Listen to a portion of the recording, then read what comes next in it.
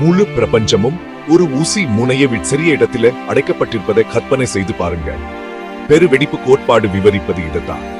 பல பில்லியன் ஆண்டுகளுக்கு முன்பு நமது பிரபஞ்சம் மிகவும் வெப்பமான மற்றும் அடர்த்தியான நிலையில் இருந்து தொடங்கியது என்று அது கூறுகிறது. இது விண்வெளியில் ஒரு வெடிப்பு அல்ல, மாறா விண்வெளி தானே விரிவடைவதாகும். புள்ளிகளுடன் சூடிய ஒரு பலூன பற்றி சிந்தியுங்கள். நீங்கள் பலூன ஊதும்போது புள்ளிகள் மேலும் விலகி நகரும். அதேபோல் பெருவெடிப்பு விண்வெளியை விரிவடைய செய்தது. விண்மீன் திரள்களை ஒருவருக்கொருவர் விலகி செல்ல வைத்தது. இந்த நிகழ்வு பொருள் மற்றும் ஆற்றலின் உருவாக்கம் பற்றியது மட்டுமல்ல, இது நமக்கு தெரிந்தபடி காலம் மற்றும் இடத்தின் தொடக்கத்தை குறித்தது. பெருவெடிப்பு கோட்பாடு மிகவும் முக்கியமானது, ஏனெனில் இது நமது பிரபஞ்சத்தின் தோற்றம் மற்றும் பரிணாம வளர்ச்சிக்கு ஒரு விளக்கத்தை அளிக்கிறது. விண்மீன் திரள்கள் ஏன் ஒருவருக்கொருவர் விலகி செல்கின்றன? பிரபஞ்சம் என் காஸ்மிக் நுண்ணல பின்னணி கதிர்வீச்சு எனப்படும் மங்கலான ஆற்றலால் நிரப்பப்பட்டுள்ளது என்பதை புரிந்து கொள்ள இது நமக்கு உதவுகிறது. பிரபஞ்சத்தின் அடிப்படை பண்புகளை புரிந்து கொள்வதற்கான ஒரு கட்டமைப்பை இந்த கோட்பாடு வழங்குகிறது.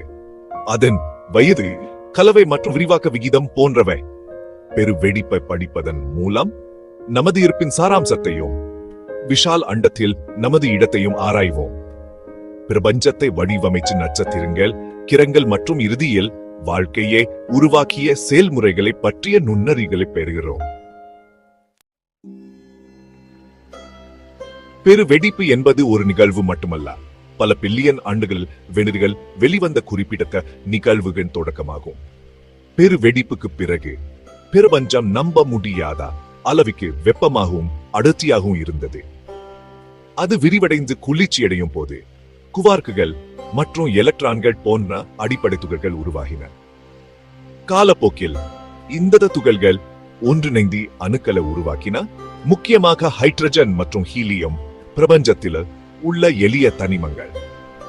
ஈர்ப்பு விசை இந்த அணுக்களை ஒன்றாக குவிக்க செய்தது. இறுதியில் நட்சத்திரங்களையும் விண்மீன் திரள்களையும் உருவாக்கியது. பிரபஞ்சம் தொடர்ந்து விரிவடைந்து குளிர்ச்சியடைந்து இறுதியே இன்று நாம் காணும் நிலையை அடைந்தது. பெருவெடிப்பு காலவரிசை என்பது நமது பிரபஞ்சம் எடுத்துள்ள நம்ப முடியாத பயணத்துக்கு ஒரு சான்றாகும். ஒரு சிறிய சூடான மற்றும் அடர்த்தியான நிலையில் இருந்து இன்னும் நாம் காணும் விஷால் மற்றும் சிக்கலான அண்டவரை. பிரிவு 4. பெருவெடிப்புக்கான சான்றுகள், படைப்பின் எதிரொலிகள். பெருவெடிப்பு கோட்பாடு நம்ப முடியாததாக தோன்றினாலும் இது ஏராளமான அறிவியல் சான்றுகளால் ஆதரிக்கப்படுது. மிகவும் உறுதியான சான்றுகளில் ஒன்று காஸ்மிக் நுண்ணலை பின்னணி கதிர்வீச்சு ஆகும். ஆற்றலின் இந்த மங்கலான பின்னணி பிரபஞ்சம் முழுவதும் ஊடுருவி செல்கிறது மற்றும் பெருவெடிப்பின் தீவிர வெப்பத்தின் எச்சம் என கருதப்படுகிறது. மற்றொரு சான்று விண்மீன் திரள்கள் ஒருவருக்கொருவர் விலகி செல்வதை பார்ப்பதில் இருந்து வருகிறது. இது விரிவடையும் பிரபஞ்சத்தை குறிக்கிறது. பிரபஞ்சத்தில் ஹைட்ரஜன் மற்றும் ஹீலியம் போன்ற ஒளி தனிமங்களின் மிகுதியும் பெருவெடிப்பு மாதிரியே ஆதரிக்கிறது. இந்த அவதானிப்புகள் அதீத் மற்றவருடன் பெருவெடிப்பு கோட்பாட்டுக்கு வலுவான சான்றுகளை வழங்குகின்றன. இது நமது பிரபஞ்சத்தின் தோற்றம் மற்றும் பரிணாம வளர்ச்சிக்கான மிகவும் பரவலா ஏற்றுக்கொள்ளப்பட்ட விளக்கமா அமைகிறது. பிரிவு 5. பெருவெடிப்பின் மர்மங்களை அவிழ்ப்பது. பெருவெடிப்பை புரிந்து கொள்வது விஞ்ஞானிகள் குறிப்பிட்ட முன்னேற்றம் அடைந்துள்ளனர். ஆனா பல மர்மங்கள் உள்ளன. எடுத்துக்காட்டா, பெருவெடிப்புக்கு என்ன காரணம் அல்லது அதுக்கு முன்பு என்ன இருந்தது என்பதை அங்கள் முழுமையாக புரிந்து கொள்ளவில்லை. பெருவெடிப்பு கோட்பாட்டை செம்மைப்படுத்தவும் ஆரம்பகால பிரபஞ்சத்தை ஆராய்வதற்கு புதிய தொழில்நுட்பங்களை உருவாக்கவும் விஞ்ஞானிகள் தொடர்ந்து பணியாற்றி வருகின்றனர்.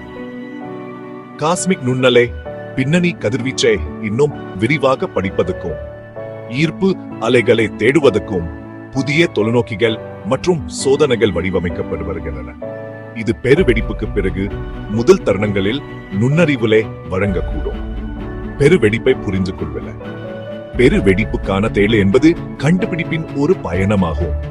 இது நமது அறிவின் எல்லைகளை தள்ளுவது மற்றும் எதிர்கால சந்ததியினரை நமது பிரபஞ்சத்தின் ரகசியங்களை அவிழ்க்க தூண்டுகிறது.